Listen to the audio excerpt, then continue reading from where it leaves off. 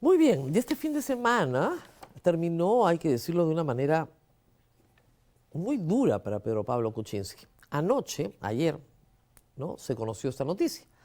El Poder Judicial dicta 18 meses de impedimento de salida del país contra el presidente por lavado de activos. Por lavado de activos. Hay que señalar que se había solicitado 36 meses. Ayer le dieron 18. Pero esa historia es mucho más complicada. En realidad la audiencia estaba programada para hoy y el Ministerio Público pidió que se adelantara para ayer, domingo, de emergencia. ¿Por qué? Porque el día sábado, Pedro Pablo Kuczynski fue al aeropuerto, tenía un ticket para Miami y podía hacerlo porque no tenía ningún impedimento de salida del país. ¿Ok? Muy bien, ayer se adelantó la audiencia, lo informó la República. El señor Pedro Pablo Kuczynski no tenía ningún impedimento de salida del país el día sábado y se fue al aeropuerto. Ante esto, el Ministerio Público inmediatamente solicitó que ayer, al mediodía, se iniciara, ¿no?, una audiencia para ver el impedimento de salida del país. ¿Y por qué tenía que verse ayer? Porque no tenía ningún impedimento de salida del país. Y no lo dejaron salir el día sábado. ¿Ah? ¿Cómo? No estamos entendiendo, ¿verdad? ¿Cuál es el enredo? Creo que Pedro Pablo Kuczynski, por favor, si lo que sigue, lo dijo bastante bien en una carta que mandó ayer pública. Confío en que las autoridades hagan justicia. Y ahí explica claramente que el día sábado se fue al aeropuerto porque no tiene impedimento de salida del país. Ninguno en este momento, ¿ok? Y quería ir a ver a su esposa y atenderse al médico, ¿ok?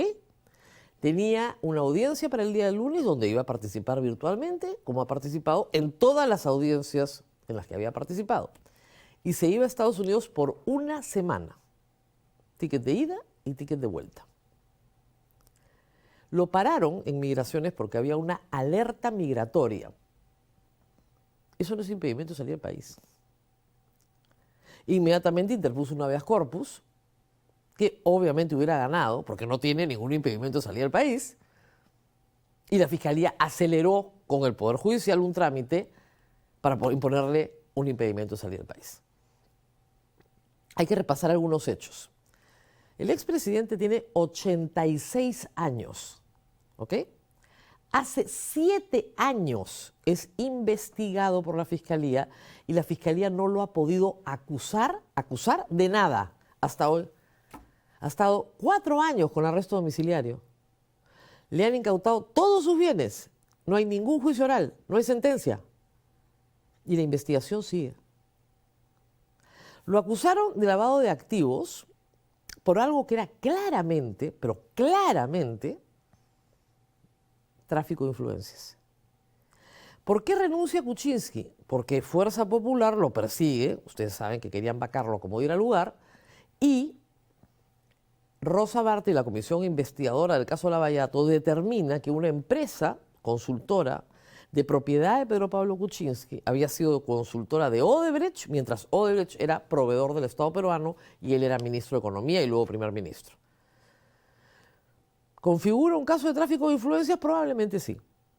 Pero el asunto es que el tráfico de influencias prescribió hace años. Estamos hablando de hechos del 2004-2005, han pasado 20 años.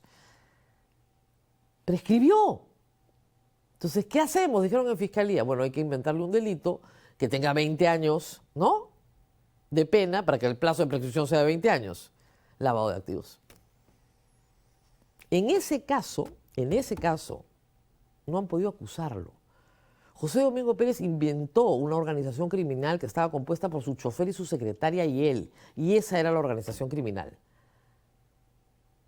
O sea, un amarracho. Ese caso de organización criminal ha sido emblemático para que el Congreso justifique la eliminación del tipo penal que la organización criminal, que es una barbaridad también. Eso en la Fiscalía lo saben. Entonces dijeron ya, campaña del 2016, donaciones de campaña, lavado de activos. Eso, gracias a Dios, espero que se resuelva esta semana en el Tribunal Constitucional. Porque todos sabemos que ahí tampoco hay lavado de activos. Y por ese caso le han puesto impedimento de salida. Después de estar con arresto domiciliario 4 años. Nadie puede estar sujeto a medidas limitativas de los derechos eternamente.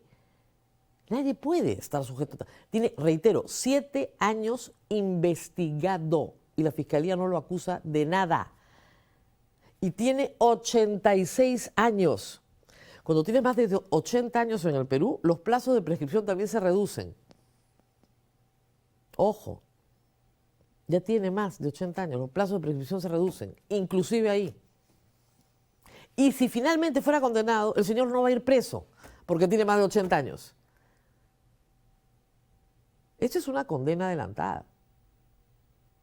Y esto no es humano, es cruel, y yo creo que es absolutamente ilegal. Y lo que tiene que pasar acá es que comience a haber un poco de sensatez en estos casos. Reitero, el señor hace 7 años que no ve a su esposa. Y no la ve porque esta fiscalía la quería involucrar también. Y la señora salió del Perú para que no sea involucrada. Porque acá primero te detienen y te meten a la cárcel y 3 años después te piden disculpas. Esa es la historia. Pero Pablo Kuczynski, para cualquiera que lo haya visto, no está bien. No está bien de salud. No sé qué están esperando en la Fiscalía, que se muera. Mantenerlo con medidas limitativas de los derechos para que se muera, pues ya está. ¿Eso es justo? No, eso es un ajusticiamiento. Es exactamente lo opuesto a la justicia. Exactamente lo opuesto. Después no se quejen en la Fiscalía. De verdad, en serio, después no se quejen. Muy bien, tenemos otro caso, otro crimen que ha conmovido a América Latina y al mundo. El día sábado, el precandidato a la presidencia de la República, el señor Miguel Uribe Turbay, se presentaba en una plaza pequeña en Bogotá, daba un discurso a sus partidarios, hablaba de seguridad. Y un sicario de 14, 15 años se acercó y le metió 3 tiros, 2 en la cabeza y 1 en la pierna. Esta es la noticia que ha conocido el mundo. Y esa es la preocupación. Un hombre muy joven, Miguel Uribe, es hijo, porque ha sobrevivido, es hijo de Diana Turbay, periodista y abogada, nieto del presidente Turbay, del presidente de Colombia. Su madre fue también asesinada durante una operación de rescate. Fue secuestrada por Pablo Escobar y sus huestes y muchos meses después, en la operación de rescate, muere aparentemente acribillada por los narcotraficantes o en el fuego cruzado de las Fuerzas Armadas. Su hijo, Miguel, crece, se dedica a la política, va al Senado colombiano, está haciendo campaña, es precandidato y probable candidato a la presidencia de su país y le disparan. Fue llevado inmediatamente al quirófano, sobrevivió a la operación, pero en este momento sigue muy, muy grave. Y nos tiene que llamar a todos la atención, porque el fenómeno de la violencia política que ha sido tan trágico en Colombia se ha extendido a toda América Latina. Miren ustedes lo que fueron las elecciones en Ecuador. Y estamos nosotros en un proceso electoral ya, con elecciones ya convocadas. Y con candidatos que tienen una violencia verbal muy, muy crítica. Muy crítica. En este barrio de broncas en los que estamos, habría que recordar estos casos para comenzar a bajar el tono, por lo menos en la agresión. Por lo menos en la agresión. Hay que ver cómo se maltratan. Entre ellos también, por supuesto.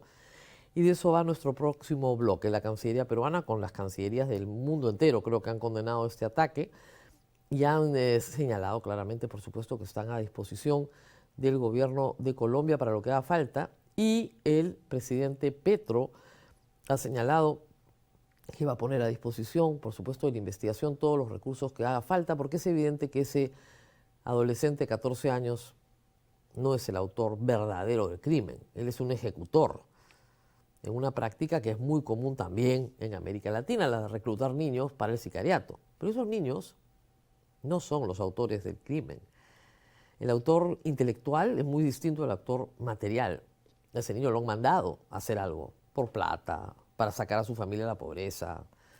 Dios sabe con qué, ¿no es cierto?, beneficios. Pero lo importante es que el niño fue atrapado inmediatamente y tiene que decir quién lo mandó matar. Eso es lo esencial. La policía está trabajando arduamente en Colombia y estoy seguro, porque es muy buena policía, que van a encontrar a los autores intelectuales de este horrendo crimen a una familia que ha sufrido tanto, ¿no? Y en generación tras generación tras generación.